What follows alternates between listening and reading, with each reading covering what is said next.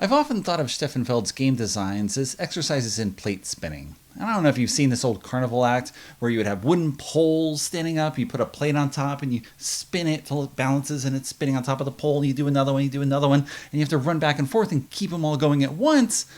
Metaphor worked for me until recently when I played a recent Feld design and I realized, no, what you're missing, you get the frenetic activity of you having to hustle back and forth from one pole to another, but you don't get the interaction of the plates. Each plate is its own thing, separate, interacted with only by you, but Feld designs usually have more to them where it's all those parts interweaving together. And a more apt metaphor might be the riffle shuffle, where you take a deck of cards, you shuffle everything together, and ideally you have them randomized by things going in the right order, right being somewhat random, of course, where you don't know exactly what you're going to get. Except with the Feld game, you know what you want to get. You want to maximize your points, whatever those points happen to be representing in that particular game. And the real problem, of course, is that you have not just one deck, but 2 or 3 or 4 or who knows how many decks you're putting together to try to riffle everything all into some big massive points. So today I'm going to talk about Bonfire, a design developed by Ralph Brun of Hall Games. This is a co-publication with Pegasus Spiele. This is a 1 to 4 player game in which you are representing a tribe of gnomes and you are trying to reignite bonfires to call the guardians back to your world. Yeah, you could say you're trying to do that, and everything in the game has pictures that sort of works along those lines, but it doesn't feel in any way like you're trying to do this. What you're doing is typical of a number of Feld games in which you are running back and forth, one thing to another, trying to get all these parts interweaving together in order to score lots of points. One element that's a little different is this aspect of the game where suddenly you can cascade into a huge number of points all at one time with all these bonus actions through the movement of the guardians when they're actually moving onto your personal bonfires.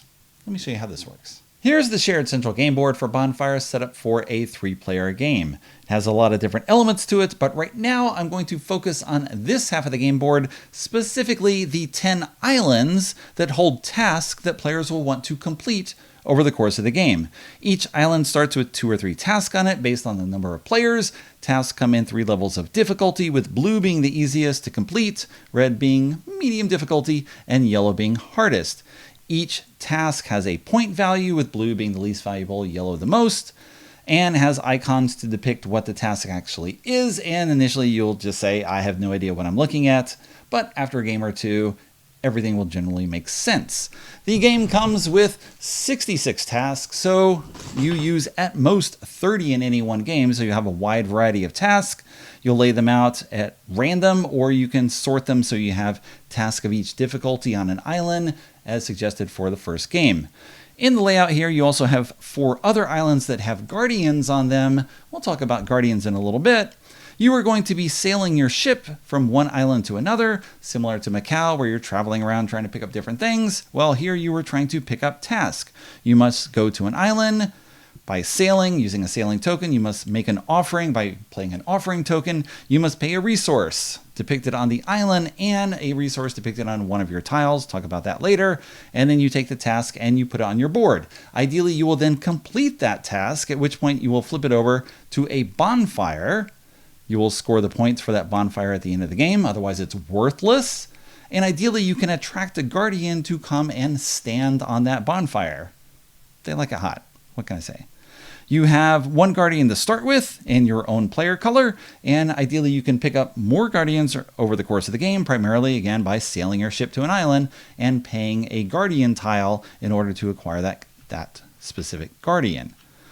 That's the heart of what you're doing. And so you look at these tasks here, and initially some of them won't make sense because I have described only bits of the game, but you can see here, you want to acquire a gray guardian. If you do that, you complete that task. Here's a blue one. Easy to talk about. Here's a pink one.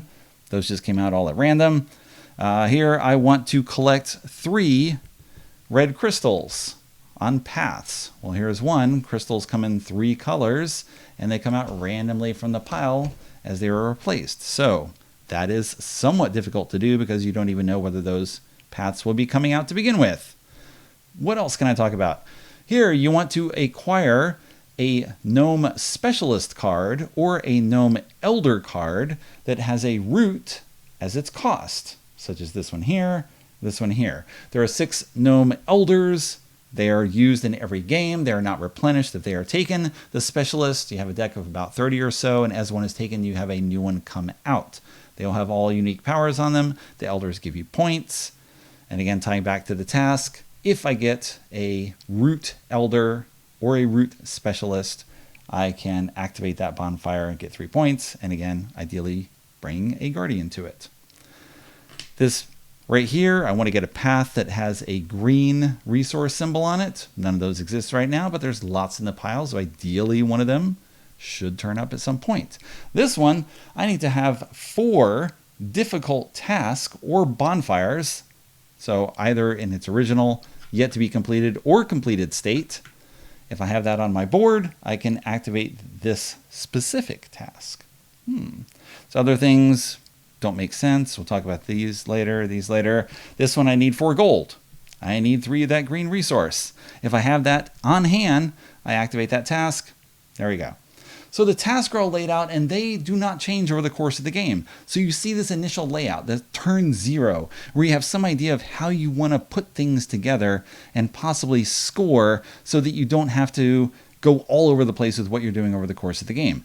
This task is completed if you acquire 3 portals. These are the portal tiles here. I'll talk about how to get them in a moment. For this task, you need 5 portals. Ideally, you can grab both of these and sort of kill 2 tasks with 5 portals. Maybe you can do that. Hope that wasn't too much to absorb all at once, but that's what you will be confronted with when you begin a game of Bonfire. The game does have 3 relatively inconsequential random elements that come up, but for the most part you want to look at the tasks that are laid out and have some sort of idea of what you are going to try to accomplish over the course of the game. You do not want to just take random actions and hope that you'll luck into some sort of task thing later on. Ideally you have some plan for what you want to accomplish. You can go out and get those tiles before someone else takes them away, and then you work towards completing them over the course of the game. Although there's often a lot of back and forth where you get a task, you do other thing, and then you sail your ship again, because you cannot just sail repeatedly picking up the different tasks, because you need action tiles in order to make that happen, and you have to do other things in order to acquire those tiles. Each player has a personal game board where they will place the stuff that they acquire over the course of the game. Each player starts with one of each of the 6 resources in the game: fruit, flower, shell, root, herb, and gold, with gold being a wild that represents any of the 5 other resources. You will start with 2 Joker action tiles that can represent any one of the 6 types of action tiles in the game. The other 3 action tiles will match the fate tile that starts in the center of your board. Each player has 8 fate tiles. You will shuffle them and lay them out in a path along the side here, with the final tile going in the center of your board. Should you not like that one, you can swap it for the central one in the path here, but that's it. You get one of those 2 choices with your starting action tiles matching what is depicted on that fate tile. You are going to be spending these fate tiles for actions over the course of the game. This is one of the 3 things you can do on a turn. Spend action tiles to take an associated action. It sounds very simple. Just spend an action tile, and yet there is a lot of options here that I'll talk about in more detail later. You are going to be acquiring different things and adding them to your board, such as when you spend a path action tile to acquire a path, and those are added to your board from left to right.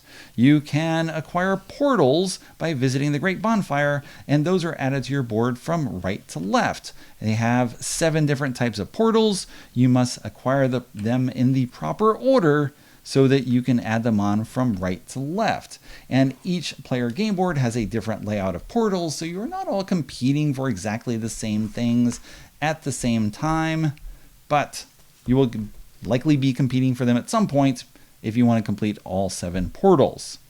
You will be acquiring tasks, and you can place them anywhere, whereas paths go left to right, portals right to left. Tasks go anywhere you want, although you probably want to match the color of the crystal here, because you can get bonus points if you have a lit bonfire and a portal to a matching crystal color. This is a bit complicated for 2 extra points, but you can do that if you wish. or you can just put it anywhere you want so that you can ideally complete that task at some point, in this case by having 3 elders. And as you acquire elders or specialists, they will go at the bottom of your board. And if I have 3 elders, in this particular case, I can take one of the other possible actions, which is to ignite a bonfire. I say, yep, I've completed that task. This will flip over. I will score those 6 points at the end of the game. And the minion who is tending that task can now go off and get me a bonus action, which I'll talk about a little bit later. So you'll be adding all this stuff to the board. Additionally, you will be moving guardians up the board. That's one way to spend a guardian action, is to move it up the board. Maybe you will acquire another guardian, again by spending guardian actions, and you move them at the same time. And if you move them up at a certain point where there is a portal to a lit bonfire, instead of moving to the next spot on the path, you can move them down onto that bonfire where they are happy, standing in the flames, and you will score bonus points at the end of the game for that, with 2 to 8 bonus points, depending on the spot that you move a guardian to. This one can't go anywhere until it gets all the way up here, assuming I actually get that tile and then complete that task. There's lots of stuff going on all at once. Another action possible to you, aside from igniting a bonfire and getting the bonus action from the minion, aside from using action tiles, you can take a fate tile, one of the 2 on the end, those are the only ones available to you, and you add it to your board. However, you can do that only if you have at most 1 action tile left. So you must use them for something. Ideally what's depicted on them, but if you want to do something else and you don't have the tile that you want, you can spend any 2 action tiles for a tile of your choice. Additionally, you can spend any 2 resources for a resource of your choice, assuming you don't have gold, which of course can be any resource anyway. So ideally, you're going to get the action tiles and the resources you need in order to do everything most efficiently, but failing that, get lots of stuff, because then you can spend the duplicates for something else. When you add one of these fate tiles to the board, you are going to acquire the tiles on it. So if I put this here, I get a guardian tile, a bonfire tile, and a path action tile. I add those to my collection, and now I have more than one, so I can't add another tile to the board yet. Ideally, though, you're going to get something else out of that. Rather than just that, I can cover up the gold there, and I'd get those 3 action tiles and a gold. Even better, put this here, and now since I've matched symbols, I get 2 guardian action tiles, 2 bonfire action tiles, and a path action tile. Maybe next time, assuming I've spent down my actions again, I can add this one here, and I get 3 bonfire tiles, 2 offering tiles, and a recruitment tile. So you're trying to build the fate tiles in a little puzzle, looking at everything laid out beforehand in order to put everything together, in order to maximize the amount of tiles you get so that you can do more actions, or again, process them for what you want in order to do all the actions you want over the course of the game. Additionally, one way the fate tiles tie into the rest of the game, aside from just giving you action tiles, is they will allow you to complete tasks. In this case, I want 3 bonfire actions together on my board. So this would work, or if I put it here, it's an L shape, that's fine. This works as well. This tile, I need 5 bonfire action tiles. Okay, I got 3. Maybe later on, oh, no, yeah, if I work my way down and I get this one, I can put this here, I get 4. That's a lot of work in order to get these things. There's other ways to get them as well, but man, that's a hard way to do it.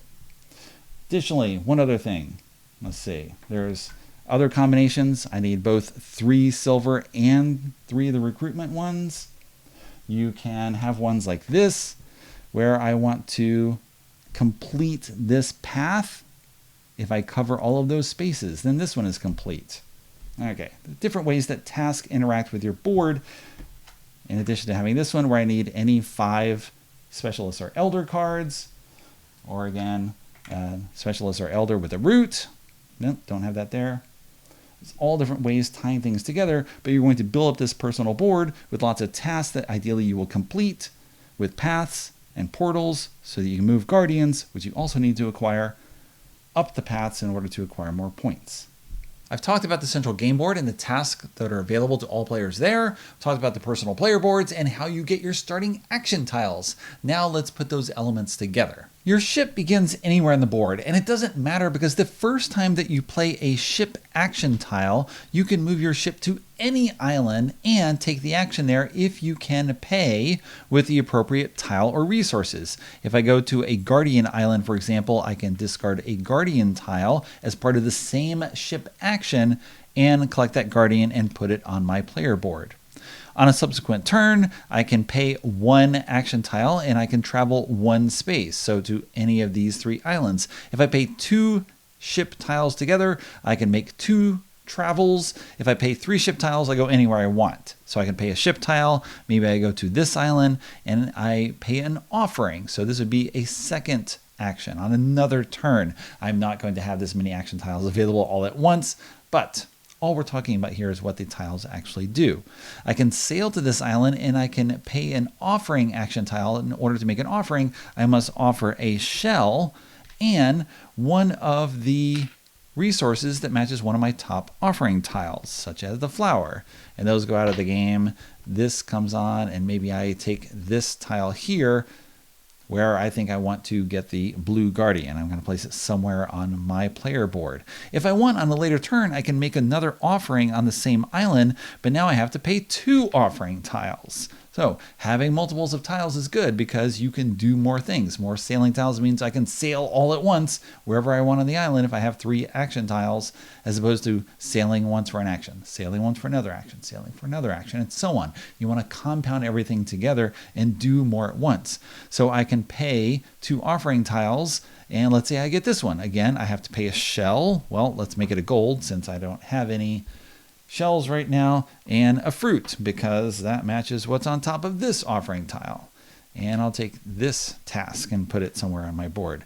This task in particular means I want to make an offering on both of the herb islands. So this one here, this one here. I've got goals for what I want to do, and I want to combine something on these boards with what I am already collecting. Okay, maybe on a subsequent turn I'm going to sail again, and I go here and I make another offering and I get this task tile, which means if I have a red bonfire and a blue bonfire, I can now ignite this bonfire. And not coincidentally, these were the 2 tasks that I picked up first, a blue and a red. So I need a blue Guardian, or bluish green.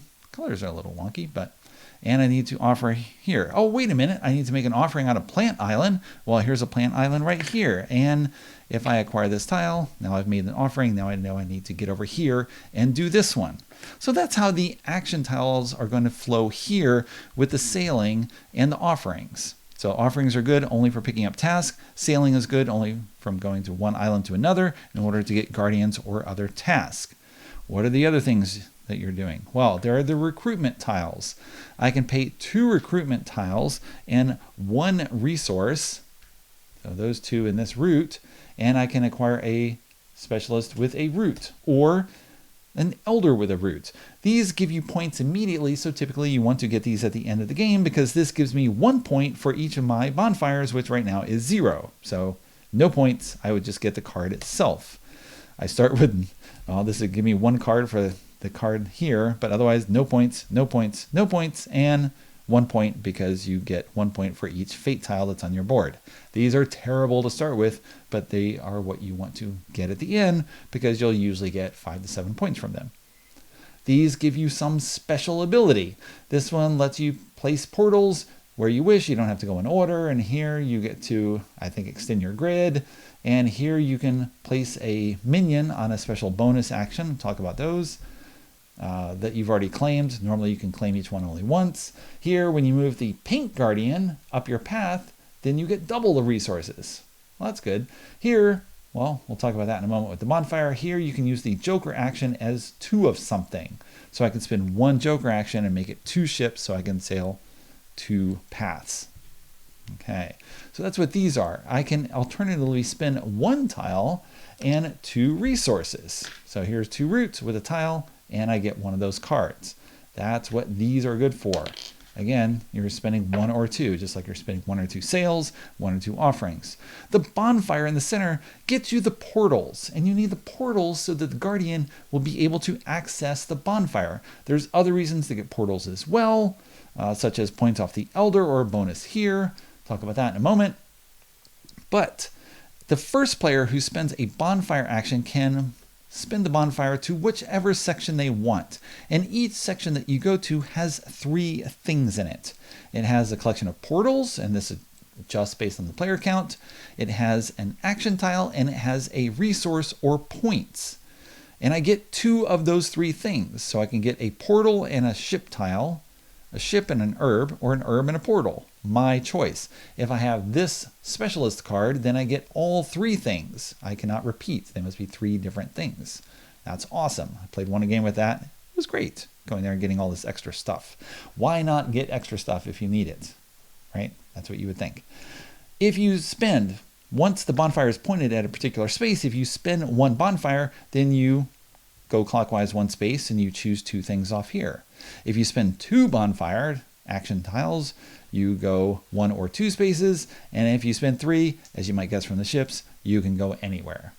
It's really restrictive what you're doing here. I definitely want to go here first because then I can get this portal, which is the first one on my player board, and I may not even care necessarily what I get here, but I need that first portal tile in order to get the next one. The next one is actually matching this one, but I can't stay here unless I paid 3 bonfire action tiles. I will have to go over here, or over here, or over here. Okay, well, if I pay 2, I get it here, or maybe someone else will take a turn and go here, and then I can pay 1 on my turn and go here. Although, if someone else keeps going, it'll just keep spinning around, and you have to catch it on the fly. Catch it where you can. What else is here? Path tiles. For 1 path tile, you can get 1 path for the first 3 paths that you acquire. The 4th, 5th, and 6th paths require 2 path tiles. So yes, you will need more of those as well. The path tiles matter because they've got a color crystal. If the color of the crystal matches the color of the bonfire and the portal is in there. So if I had this here and the portal was correct on my board, then I get 2 points for matching the crystal with that bonfire. It seems really minimal. It's just extra points thrown in for doing something a little bit extra, a little more matching, which happens a lot in Steffenfeld games. This resource here is what I'm going to get as the Guardian moves up the path. And the Guardian, if they end their movement on that space, then you get that route. Okay, if we pretend this is my path on my board and I am moving my Guardian up the path, I can spend a Guardian tile and I move that Guardian up 1 space. If I have another Guardian, well, I spend the Guardian tile, I move this one first and get a shell, and then this one for next and get a root. Guardians cannot be on the same space. If I spend 2 Guardian tiles at once, I go 1, 2, 1, 2. I don't get the things in the middle, but I do get a fruit, and I get a root. Again, pretend this is on my player board. Instead of moving along the path, if I had a bonfire and the portal in this proper space, and I pay 1 Guardian action tile, I can, instead of moving forward on the path, assuming there's more path upon which to move, I go down the portal onto the bonfire. This one goes up to the fruit, or maybe I just don't want to move it and hope to go here. So those are the 6 types of tiles. Each time that you light a bonfire, you are going to take the minion from that bonfire and you are going to put it on one of these 8 action spaces in order to get the bonus action available there. This is very straightforward. 2 gold and 1 joker action tile. Okay. Everyone else, it's 1 point or the action depicted, such as moving the ship anywhere, moving your ship anywhere you want. And then you need to pay if you actually are going to take an action there. Or you can get any one of the Guardians you don't already have and put it on your island. Or you can get any of the specialist cards without paying the resources that it would normally cost. Or you put the Great Bonfire wherever you want and take 2 things. Or move a Guardian wherever you want. So that can get you a resource that you desperately need. Or if you've completed a bonfire back here and you have no Guardian coming up, you can send one back and go on a bonfire that you've lit later. Or you can take one of the path tiles, or you can take a fate tile from your row, and you can add it to your board even if you have a larger number of action tiles than you should have. So this is the only time that you can add a fate tile and sort of really pile up the fate tiles, except there's also a specialist that lets you take a fate tile when you have up to 3 action tiles. So the specialists all break rules, the elders all give points. These bonuses seem really minor at first, but they are incredibly helpful often because, okay, I lit a fire, well now I can go get a guardian, and so I'll have more guardians on my path. I want to move, ideally, lots of guardians at the same time. I've lost my guardian somewhere. Let's grab another one. You just move all the guardians at once, because with one guardian action tile, I can move up all the guardians at the same time. And that's really minor to get those resources. However, if I have 3 completed bonfires here, along with the appropriate portals, and I play 1 guardian, I can move all of them onto those fires at the same time, and I will get the bonus points for those spaces, which is a huge amount of points for 1 simple tile action. But it was a lot of setup to make that happen, because you needed the paths and the portals and the task, and you needed to complete the task, and you needed to get the guardians to do that. Everything is escalating towards that point, with all of this coming together in order to make that happen. That action is what you want at the end of the game. All these guardians advancing onto the bonfires at once, again, trying to be as efficient as possible, rather than having to spend a tile and spend another tile and spend another tile, because those are turns. And your turns are limited because as people are placing minions out here, the minions around these special bonus actions are the clock of the game. When there are 7, or with 7 minions with 1 or 2 players, or 10 with 3 players, or 13 with 4 players, you start the clock of the game. Each player will have at most 5 turns. So if I do this, I'm not the starting player on my turn. I trigger this by having the proper number of minions among these actions here. Well, then the starting player will take these tiles on their board. They've got a special little tile here upon which to place them. And on their turn, they're going to pick this up. They can do nothing, exit the game and take 5 points, but that's probably not good. Or they can just take an action like normal, pass this on to the next player, and again, that player can do nothing for the rest of the game and take 5 points. Or they pass it on and they take an action as well. And then you'll pass 4 and 3, 2, 1, and then no one has any more actions, and you are done, and you do your final scoring. One other element is with these neutral minions here. When you complete a particular task, you take the neutral minion and you put it on one of these bonus actions. So if you have 5 guardians on your personal board, you complete this task and put this minion somewhere and take that action. Once you have a minion on the board, you cannot place another minion on the same space unless you were going to grab this specialist here, but you go somewhere else. You do that there. But if I get a neutral, I can put that one where the colored one is, and then every other player can go there. Each player can go in this action once in order to get that special bonus. So each of these neutral minions is going to be claimed by 1 player during the game, but there is a bonus of 4 points for whoever completes this particular action, this common goal, by the time the game ends. So every player who has 5 guardians is going to get 4 bonus points. Every player who has 6 specialists or elders, some combination of that, is going to get a bonus of 4 points. Whoever completes it first gets that minion, that special bonus action, which will probably drive points for other things that you do, but you'll get those bonus points all the same. Here you get bonus points, 4 points if you have 7 tasks or bonfires. Either way, if you've lit them all, you get a bonus of 7 points. I have not seen that yet in 3 games that I've played. There's an overview of Bonfire, which, as I mentioned, I played 3 times so far, all in a review copy from Pegasus Spiele, once with 3 players, once with 2, and once with 1 as a solo game, where you as the solo player are doing all the things that I just described. You're worrying about the management of your resources and action tiles and getting tasks and moving everything around and doing all the stuff that I just described, trying to weave together those actions perfectly in order to maximize your score. But you are competing against an AI named Tom for automatic player, so the rural state, and Tom works differently. Tom is driven by a deck of 8 action cards. And Tom works sort of perpendicular to what you're trying to do because Tom doesn't care about resources or action tiles or any of that. So everything is driven solely by the cards. So you take an action on your turn and then you reveal the top card of Tom's deck. And in this case, you are going to look at the top specialist card, has a flower on it.